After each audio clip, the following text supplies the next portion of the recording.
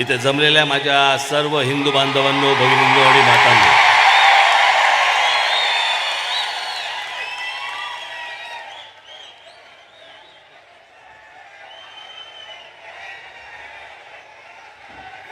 दोन वर्ष कुठेही भाषण केलं नाही मी.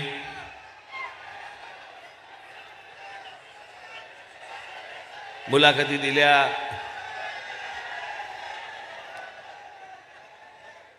कुठे 5 मिनिटं बोललो, कुठे 10 मिनिटं बोललो, पण भाषण नाही केलं.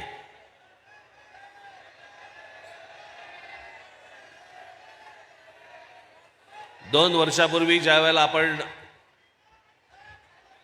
आझाद मैदानवरती मोर्चा काढला होता, ते माझं तेव्हाचं शेवटचं भाषण. आणि त्याच्यानंतर मी 2 वर्ष कुठे काही बोललोच नाही. मी काय बोललो नाही, तुम्ही पण बोललो नाहीत.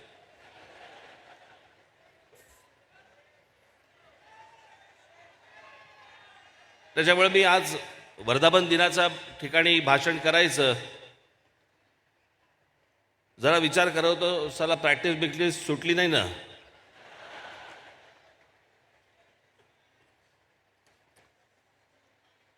पण आज आपल्या महाराष्ट्र नवनिर्माण सेना पक्षाला 16 वर्ष पूर्ण होत आहेत आणि मी या निमित्ताने तुम्हाला सगळ्यांना शुभेच्छा देतो, धन्यवाद करतो आणि याच्या पुढची आपली वाटचाल आपण जोरात करू ही एक आशा देतो.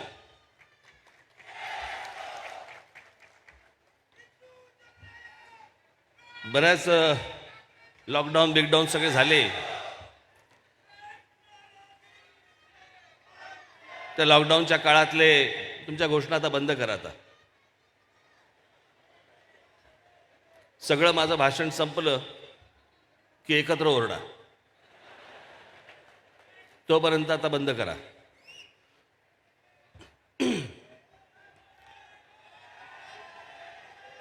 कोणी विचार केला नसेल की या प्रकारचा दिवस, या प्रकारचे दिवस आपण पाहू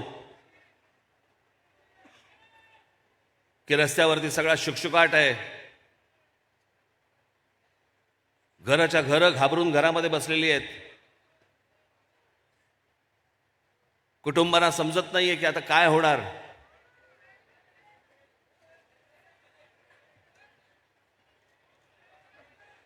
सहज स्पर्श करायला पण भीती वाटायला लागली. घरातल्या माणसांनी दिलेला पाण्याचा ग्लास उचलावा की न उचलावा इतकं संशयाचं वातावरण सगळं त्या काळात उभं राहिलं.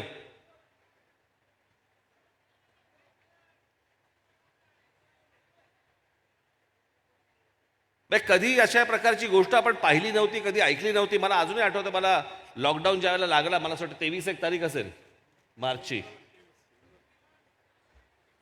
2 दिवसानंतर माझी घरातली माझी कुत्री कन्या, मी कन्याला घेऊन घराच्या बाहेर वरांड्यामध्ये आलो. बाहेर बसलो होतो. समोर शिवाजी पार्क मैदान होतं.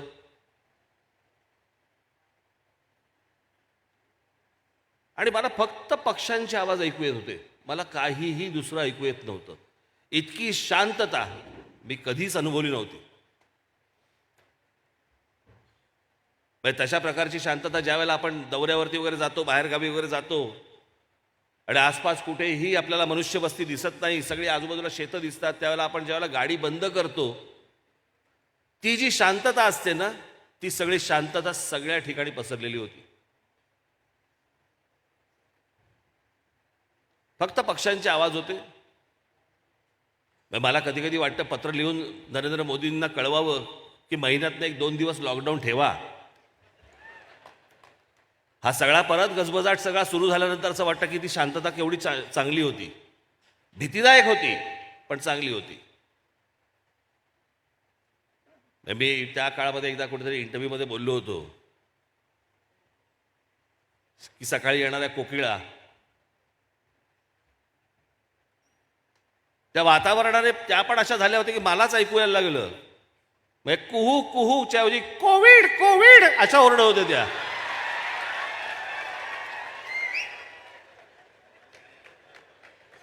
त्या पण कोविड ओरडायला लागल्या होती की काय.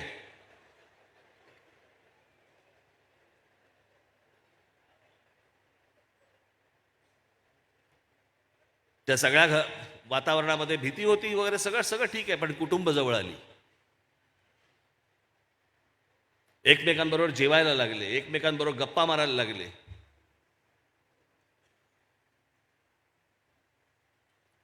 आणि ह्या सगळ्या असल्या वातावरणामधनं आपण सगळे पुढे जात होतो. ठीक आहे,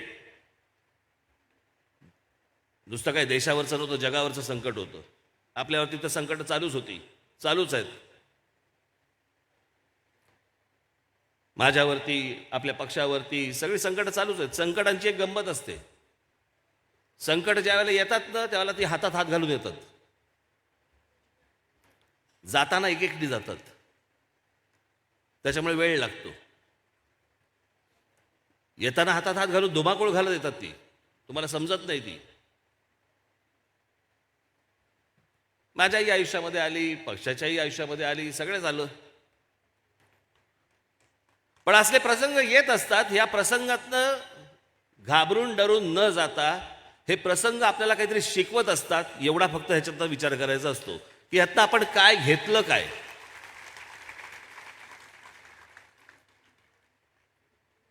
या सगळ्या गोष्टी घेऊन आपण पुढे कुठे जाणार आहोत.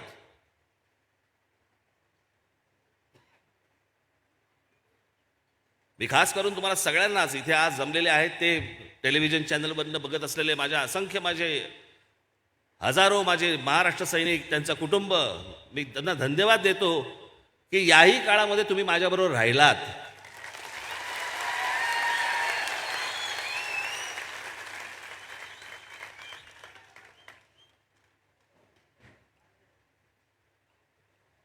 ठीक आहे, चढ उतार येतातच. मी माझ्या एका भाषणामध्ये बोललो होतो ना,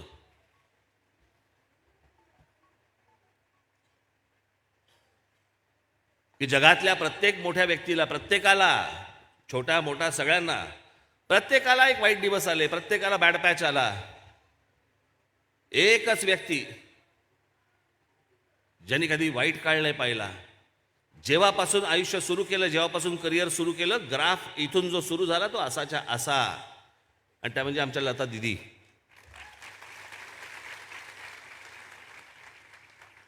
पण त्याच्यासाठी म्हणून त्यांनी जे काही कष्ट उपसलेत, कष्ट घेतलेत, ते काही सहज असं नाही झालं. काही गोष्टी असतात ज्या दैवी असतात, पण ते काही सहज होत गेलं अशातला काही भाग नाही आहे. त्या दिवशी मला मागे एकदा मी त्यांच्याशी बोलत बसलो असताना, कशात दिवस काढले त्यांनी, पण त्या मला सांगा होत्या की राज, माझे म्हणे आमचे बाबा ज्यावेळेला गेले, मास्टर दीनानाथ मंगेशकर, घरातली मोठी मुलगी मी,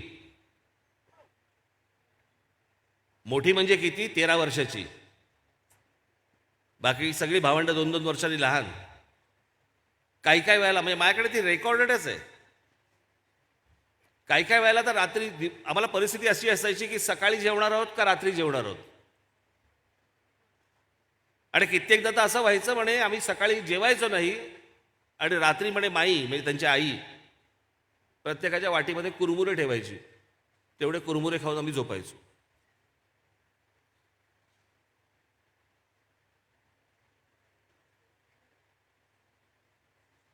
दिदींना वाईट काळ आला नसेल, बॅड पॅच आला नसेल, परंतु ज्या प्रकारचे कष्ट त्यांनी उपसलेत, हे आमचे शिवशाहीर बाबासाहेब पुरंदरे,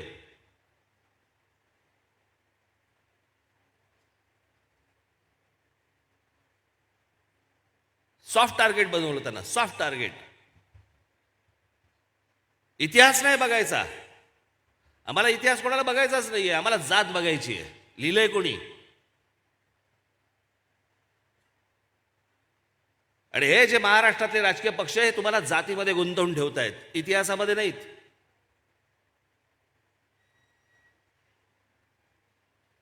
काय कष्ट घेतले ह्या माणसाने.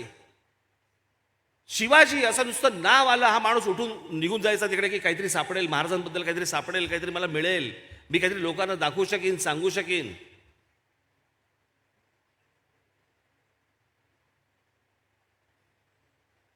ते एक परवा आमचे राज्यपाल,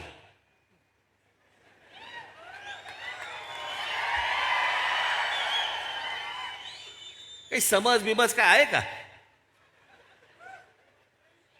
मी जर त्यांना पहिल्यांदा जेव्हा भेटायला गेलो, बघितलं ना कसं आहे ते. हं?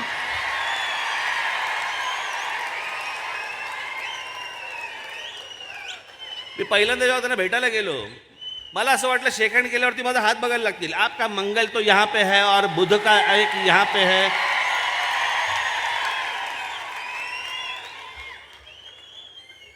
कुडबुडे ज्योतिषी असतात नाही का. तुमचा काय संबंध आहे का? तुम्हाला काय कळतं का? शिवाजी महाराज, रामदास स्वामी तुम्हाला काय माहिती आहे का?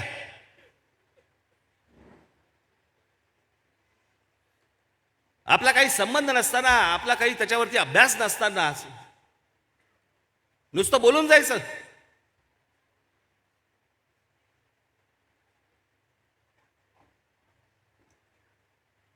ना छत्रपतींनी आजपर्यंत कधी सांगितलं रामदास स्वामी माझे गुरु होते, ना रामदास स्वामींनी कधी सांगितलं कुठच्याही पत्रात नाही की छत्रपती शिवाजी महाराज माझे शिष्य होते.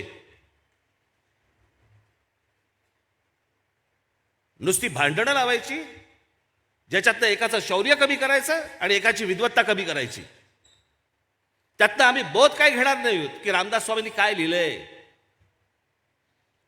रामदास स्वामींनी आमच्या शिवछत्रपतींबद्दल जे लिहिलंय ना, माझ्या घरात लावलंय मी.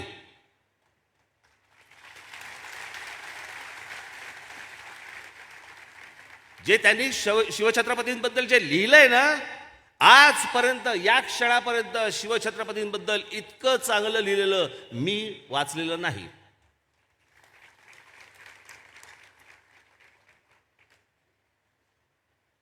आज आत्ता काढा, परत घरी जाल त्याला परत काढा, कॉम्प्युटरवरती काढा तुमच्या.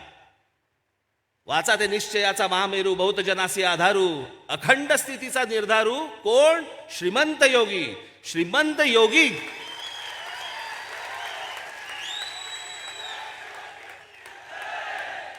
आमच्याकडे योगी सापडतच नाही. धाड पडली ना ईडीची की कळतं श्रीमंत आहे.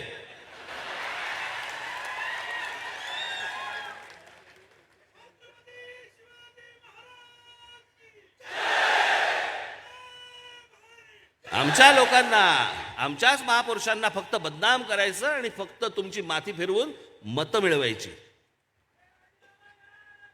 एवढाच फक्त उद्योग सुरू आहे यांचा. काय बोलला?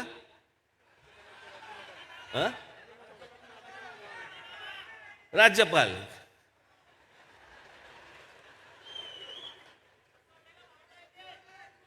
परवा दिवशी त्या भाषणामध्ये कोणीतरी मला दाखवलं,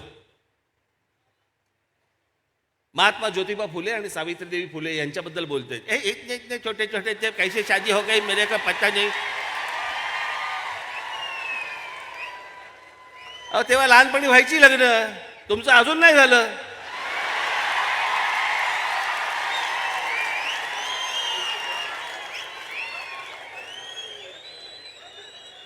चला नको तिथे बोटा घालायची आहे ना, काही सवय मला काही कळत नाही मला.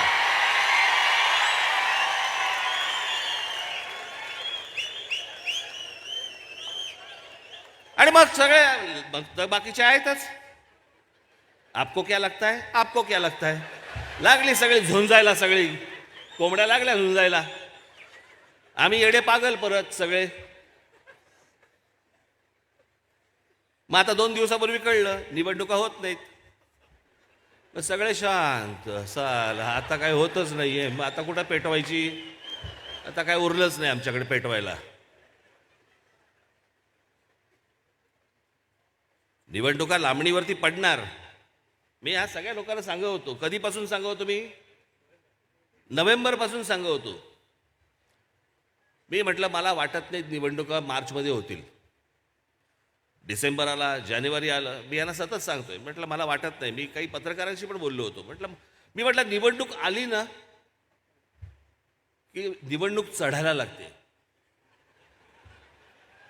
आता बरोबर कळलं तुम्हाला मी निवडणुकीचा अर्थ. बरोबर समजला आता. साला चढायला लागते म्हणजे काय. अशी ती स्पर्श होते, स्पर्श करते ती. वातावरणामध्ये निवडणूक यायला लागते, वातावरणात यायला लागते. मला वातावरणात निवडणूकच दिसेना.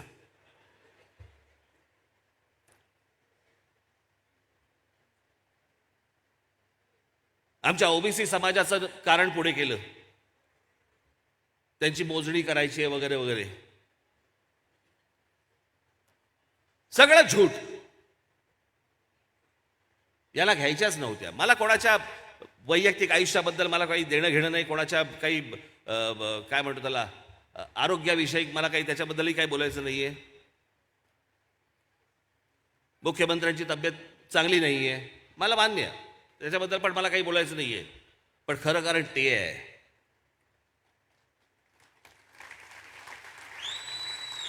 3 महिने आम्ही निवडणुका पुढे ढकलतोय. 3 महिने म्हणजे कधी?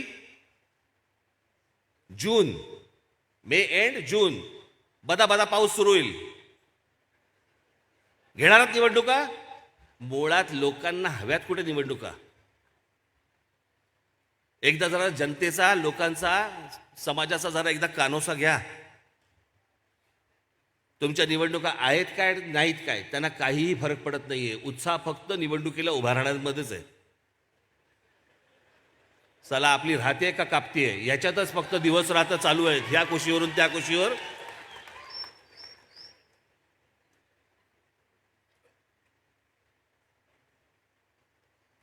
कित्येकांना निवडणूक लढवण्यामध्ये पण इंटरेस्ट नसतो. नुसतं फक्त सांगा साहेब की तुला तिकीट देतो, बस कमाईला सुरुवातच करतो.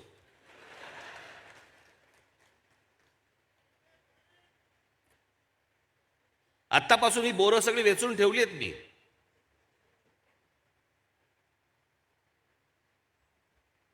पण ह्या निवडणुका होऊच नाहीत, प्रशासक नेमावा, म्हणजे दोन्ही बाजूनी विन विन सिच्युएशन. सरकार पण हातामध्ये,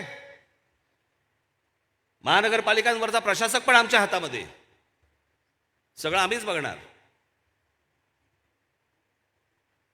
आणि जरी या निवडणुका आता काय मार्च एप्रिलला जरी लागल्या असत्या, 2 वर्ष सगळी कुटुंब घरामध्ये कोंडून बसलेली होती. कोणाला निवडणुकीमध्ये काही पडलेलं नाहीये. सगळेजण हे आत्ता दहावीचा आत्ता काय परीक्षा संपतील 14 एप्रिलला. 14 एप्रिलला परीक्षा संपल्या की सगळेजण बाहेर जातील. मतं मागायला जाणारात कोणाकडे?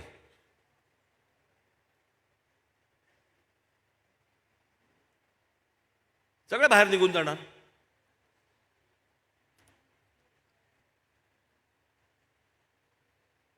आणि त्याच्यामुळे तुम्हाला सांगितलं की आता 3 महिने पुढे जातील, 3 महिन्यानंतर निवडणुका घेऊ. 3 महिन्यानंतर होणार नाहीत, या होतील साधारणपणे दिवाळीनंतरच होतील. यात टाळी वाजवण्यासारखं काहीच नव्हतं, यात खरं तर फटाके वाजवण्यासारखं होतं.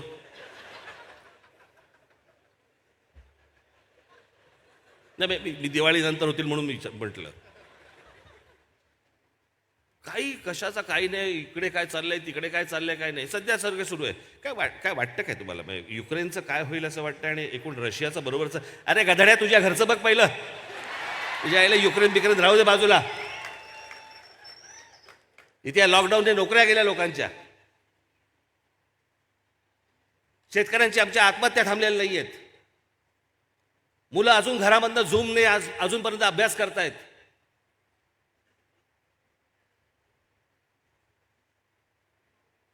जे क्रीडांगणावरती जाऊन खेळायचं वय आहे त्या वयामध्ये घरात बसलेत.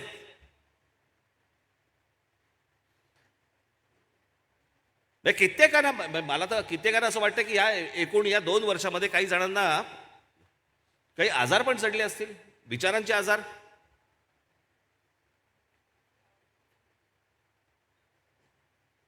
काय काय वेळेला मला कोणीतरी ते क्लिप दाखवतात, म्हणजे काय म्हणतात त्याला,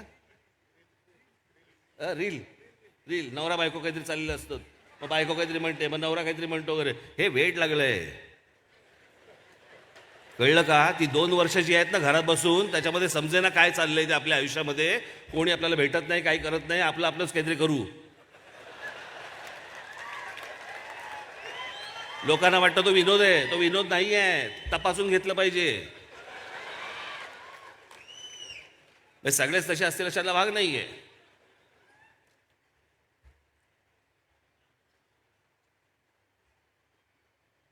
पण इतक्या सगळ्या वेगवेगळ्या स्थित्यंतरामधनं काही हाताला सरळ काही दिसत नाहीये, लागत नाहीये, अशी परिस्थिती. मी इतकी वर्ष राजकारणात आहे, म्हणजे प्रत्यक्ष राजकारण त्याच्या अगोदर ज्यावेळेला मी व्यंगचित्र करत होतो त्यावेळेला व्यंगचित्र राजकीय व्यंगचित्र करत होतो, त्याच्यामुळे त्याचं ते एक राजकारण तेव्हा होतंच. मी अशी परिस्थिती कधीही बघितलेली नाही.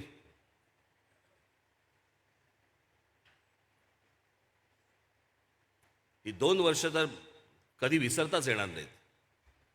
आणि मला तर नाहीच नाही. कित्येक जण बोलत असतात, उघडपणे फारसे बोलत नाहीत, पण बोलतात. मग इकडून तिकडून मला पण ऐकू येतं. साहेबांचं जरा वजन वाढलेलं दिसतंय ना. बोलता की नाही, हळूहळू बोलता की नाही, कोणाला सांगू नको पण तुला म्हणून सांगतो.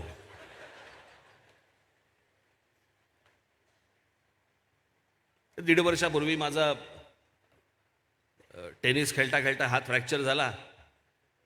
तो फ्रॅक्चर तुम्हाला 3 महिने 4 महिने माझे त्याच्यात गेले. त्याच्यामुळे एक्सरसाइज माझा बंद झाला. नंतर माझ्या पायाचं एक छोटं ऑपरेशन झालं. त्याची रिकव्हरी साधारणपणे त्यांनी काहीतरी 12 महिने वगैरे सांगितली आहेत रिकवर व्हायला. त्याच्यामुळे तिथे एक्सरसाइज थांबला, या बाजूने एक्सरसाइज थांबला, या बाजूने हे नाही थांबलं, तेही कमी केलंय. त्याच्यामध्ये खूप लोक येतात. हल्ली काय घराघरात डॉक्टर झालेत, प्रत्येक घरामध्ये डॉक्टर झालाय. हे बघ तसं करू नको, मी तुला सांगते पालेभाजी खात जा, हां हे खात जा, तुझा. आणि मग औषधं सांगतात, इतकी डेंजरस असतात ती. काय घे, एक कढीपत्ता घे, त्याच्यामध्ये 2 तुझ्या तुळशीची 2 पानं टाक, त्याच्यावरती एक हळद टाक, आणि मग ना त्याच्यावरती माशाच्या लघवीचे 2 थेंब टाक. आता माशाची लघवी आणायची कुठून बरं? त्या पाण्यामधनं शोधायची कशी?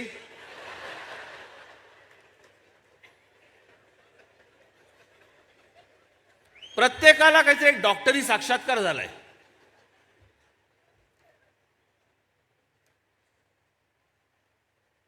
जसं तिकडे वेड लागले तसं राज्यांमध्ये पण वेड लागले. हे जे काय रोज आपण बघतोय, मी आज काय फार तुमच्यासमोर जास्ती कुठचे विषय फार मांडणार नाहीये. आजचं माझं भाषण आहे ते थोडेसे टीजर्स आहेत, छोटे छोटे ट्रेलर्स येतात ते का, तसे ट्रेलर्स आहेत. पिक्चर 2 एप्रिलला गुढीपाडव्याला शिवतीर्थावर.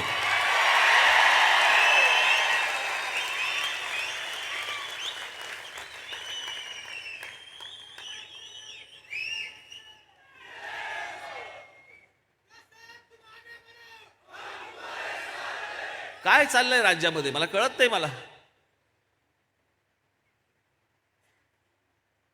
सत्ताधारी म्हणतात आम्हाला संपवायला निघालेत, विरोधी पक्ष म्हणतात आम्हाला संपवायला निघालेत, मग उरलं कोण?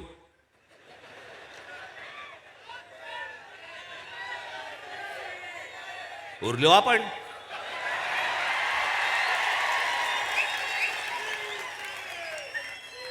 वीट आला लोकांना. मी अशा प्रकारची गोष्ट कधी सत्ताधारी विरोधी पक्ष मी कधी आजपर्यंत कधी बघितली नाही. काय प्रकारचे आरोप करतायत, टेलिव्हिजन चॅनलवरती काय शिव्या काय देत आहेत, काय बोलतायत, कुठची भाषा. महाराष्ट्रामध्ये राजकारणामध्ये येणाऱ्या भविष्यातल्या पिढ्या काय काय पाहतायत, काय त्यांना वाटेल राजकारण असंच असतं, अशीच गोष्ट असते, ह्याच गोष्टी बोलायच्या असतात, अशाच चालतात. अहो हे जर विधानसभेमध्ये बोलत असतील, खाली ग्रामपंचायतीला काय चालू असेल, जिल्हा परिषदेला काय चालू असेल, पुढे भविष्यात काय होईल, कुठचाही मागचा पुढचा विचार न करता आपले बस तोंडाला येईल ते फक्त बरबळायचं. आणि किती बोलतात ते संजय राऊत, किती बोलतात. आणि सगळ्याची एक ऍक्शन असते, तो असा त्या सगळ्या ह्याच्यामध्ये तो काय हुआ, ये तो बात है से ऐसा करते था, ये करते.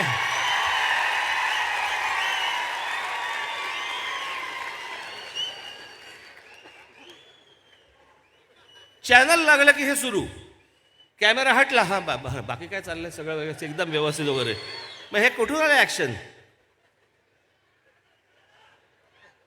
मी एकदा असाच काही वर्षांपूर्वी एका सभेला गेलो होतो. नॉर्मल बाजूला एक जण बसला होता नेता, आता नाव नाही सांगत, सहज साधा नीट बोलत होतो आम्ही एकमेकांशी. असं झालं, तिकडे जाऊन आलो, मग मी इकडे जाऊन आलो वगैरे वगैरे वगैरे. तेवढ्यात त्याच्या नावाची घोषणा झाली. मला बोला मी भाषण करून आलो. म्हटलं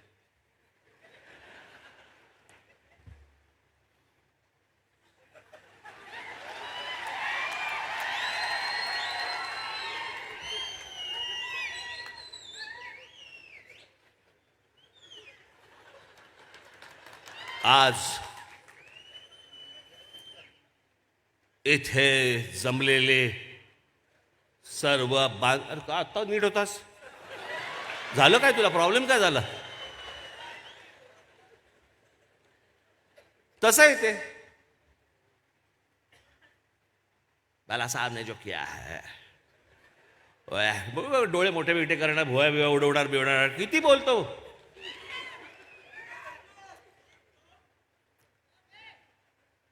आणि प्रश्न बोलण्याचा नाही, आपण काय बोलतो आहोत, कसं बोलतो आहोत. भविष्यातल्या महाराष्ट्राच्या पिढ्या बघतायत, पाहतायत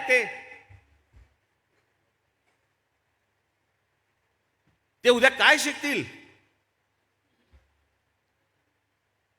आणि या सगळ्या वातावरणामध्ये तुमची अपेक्षा आहे लोकांनी तुम्हाला येऊन मतदान करावं.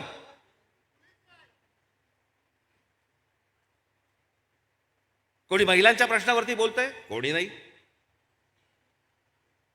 जे विद्यार्थी घरी राहिलेले आहेत त्यांच्या शालेय जीवनाचं काय होणार आहे माहीत नाही. जी मुलं कॉलेजमध्ये आहेत त्या मुलांचं काय होणार आहे कल्पना नाही. ते पास झाल्यावर त्यांच्या नोकऱ्यांचा प्रश्न कसा सुटणार आहे त्याच्यावरती कोणी बोलतंय? कोणी नाही. त्यांनी शहरात यायचंय का ग्रामीण भागामध्ये राहून त्यांनी शेती करायची आहे त्याच्यावर कोणी बोलत नाही. आमच्या महाराष्ट्रामधली एसटी सुरू होणार की नाही एसटी सुरू होणार याच्याबद्दल कोणाला चिंता नाही. चिंता काय, एकमेकांवर रेट टाकतायत. लोकांना काय देणं घेणं. मी तुम्हाला खरं सांगतो, सत्य परिस्थिती सांगतो. खासदार होऊ देत, आमदार होऊ देत, नगरसेवक होऊ देत, जे लोक मतदान करतात ना, ही तुमची आभार माना त्यांचे, की त्यातले 1% लोक देखील तुमच्याकडे येत नाहीत काही कामासाठी. उगाच आपले कार्यालय उघडून बसतात. फराळा ढिमका संपर्क कार्यालय. कोण करणार संपर्क? का करशील तुला संपर्क?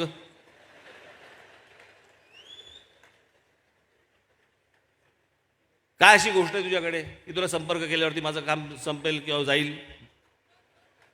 काही नाही. संपर्क कार्यालय एकटा बसलेला असतो वाट बघत. कार्यालय न उघडता देखील लोकांनी तुम्हाला संपर्क केला पाहिजे की माझं काम हे आहे, जरा करून देता का? तुमच्या सगळ्यांच्या ताकदीने, तुमच्या सगळ्यांच्या आशीर्वादाने ज्यावेळेला या राज ठाकरेच्याकडे, ज्यावेळेला महाराष्ट्रामधनं जेव्हा लोक येतात आणि सांगतात ना की आमची अडचण ही आहे, आमचा प्रश्न हा आहे, जरा सोडवा, सरकारकडे जात नाहीत, आपल्याकडे येतात.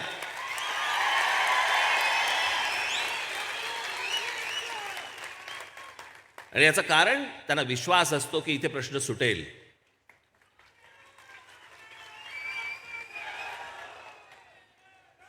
मला असं वाटतं की ही जी 16 वर्ष जी आपण बोलतो आहोत ना, पक्षाला 16 वर्ष पूर्ण झाली, ही लोक ज्या विश्वासाने आपल्याकडे येतात की माझी अडचण ही आहे, संपर्क कार्यालय असं न थाटून देखील जेव्हा लोक आपल्याकडे येतात की माझा प्रश्न हा आहे, माझ्या मुलाच्या नोकरीचा प्रश्न आहे, माझ्या मुलीच्या ॲडमिशनचा प्रश्न आहे, माझ्या नोकरीचा प्रश्न आहे, हे ज्यावेळेला एका विश्वासाने ज्यावेळेला तुमच्या आमच्याकडे ज्यावेळेला लोक येतात ना, मला असं वाटतं 16 वर्षातली आपली ही कमाई आहे.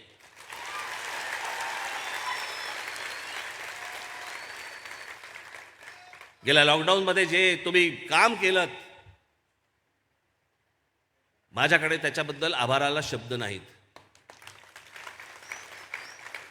कोणत्याही गोष्टींची पर्वा न करता माझ्या महाराष्ट्रामधल्या सगळ्या महाराष्ट्र सैनिक कुठच्याही करोनाचा भीती न बाळगता, तो ज्या ठिकाणी जिथे जिथे काही त्रास होईल, जिकडे जिकडे काही अडचण असेल तिकडे जिकडे पोहोचला. कोणाला खायला नाही, कोणाला प्यायला नाही, कोणाला काही हॉस्पिटलला घेऊन जायचंय, कोणाला सलाईनचा काय मिळत नाही आहेत, बाकी गोष्टी मिळत नाही आहेत, काही वैद्यकीय त्यांच्यावरती उपचार काही मिळत नाही आहेत, त्यावेळेला जो महाराष्ट्र सैनिक जो महाराष्ट्रामध्ये माझा धावून गेला, इतर राजकीय पक्षांचा कोणीही तिकडे धावून नाही गेलाय, तिकडे फक्त होता माझा महाराष्ट्र सैनिकच होता.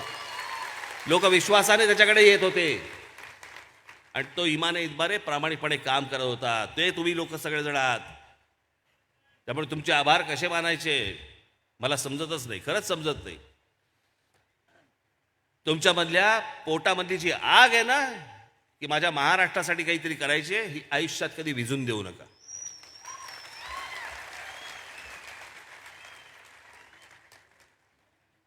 पुढचे अनेक टप्पे आपल्याला पार करायचे आहेत, अनेक पल्ले आहेत, अनेक गोष्टी करायच्या आहेत. मला असं वाटतं आता या पुढच्या काही दिवसांपासून माझ्या सगळा फेरफटका सुरू होईल. अनेकांच्या घरी मी मध्यंतरी गेलो, जेवलो. अनेकांच्या घरी जायचं आहे अजून. मी ठरवलेलंच आहे की ज्या ज्या वेळेला तिकडे जाईन त्यावेळेला आपले कोणी तिथले जे कोणी पदाधिकारी असतील त्यांच्या घरी जेवणार.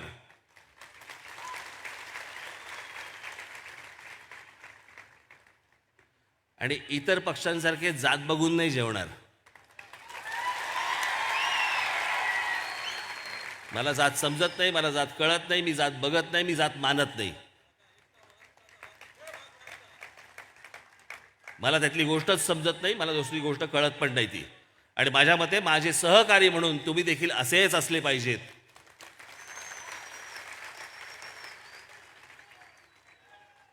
भविष्यातल्या या येणाऱ्या सगळ्या वाटचालीला मी तुम्हाला सर्वांना मनपूर्वक शुभेच्छा देतो.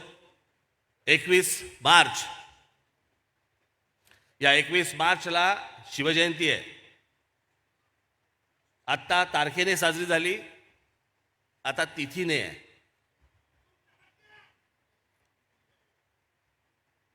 आपल्या शिवछत्रपतींची जयंती आहे. आपली ओळखच मुळात त्यांच्यामुळे आहे, नाहीतर आपली ओळख काय आहे?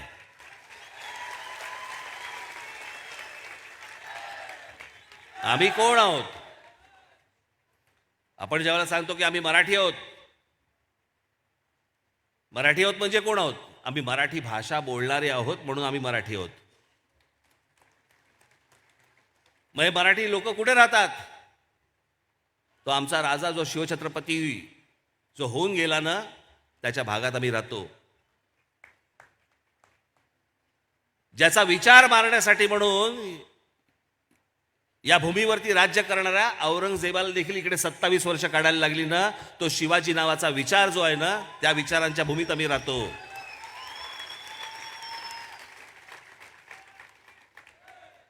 तारखेने करावी का तिथीने करावी? 365 दिवस करा.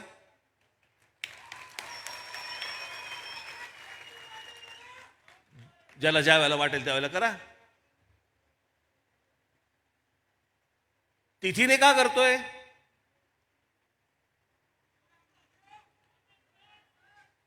कारण आपले सगळे सण हे आपण तिथीने साजरे करतो, आपण तारखेने साजरे नाही करत. गेल्या वर्षी गणपती कधी आले होते ते या वर्षी त्या तारखेला गणपती नाही आहेत. त्याच्या आदल्या वर्षी पण ते गणपती वेगळ्या तारखेला होते, दिवाळी वेगळ्या तारखेला होती, नवरात्र वेगळ्या तारखेला होती. प्रत्येक सण हा आपला तिथीनुसार साजरा होतो. हा माझ्या राजाचा जन्मदिवस आहे, तो माझा सण आहे. तो जन्मदिवस नाही आहे कोणाचा तरी, ती कोणाची तरी नुसती जयंती नाही आहे. तो या महाराष्ट्राचा, आपला मराठी माणसाचा सण आहे. आणि म्हणून तो सण म्हणून आपण तो तिथीने साजरा करायचा आहे. 21 तारखेला आपण सर्वजण महाराष्ट्रभर धूमधडाक्यामध्ये शिवजयंती साजरी करावी अशी एक आशा अपेक्षा आपल्या सगळ्यांकडनं बाळगतो. 2 तारखेला गुढीपाडवा आहे. महाराष्ट्रातल्या माझ्या महाराष्ट्र सैनिकांना 2 तारखेला गुढीपाडव्याच्या निमित्तानं शिवतीर्थावरती येण्याचं मी आमंत्रण देतो आणि आपणा सर्वांची मी रजा घेतो. धन्यवाद. जय हिंद, जय महाराष्ट्र.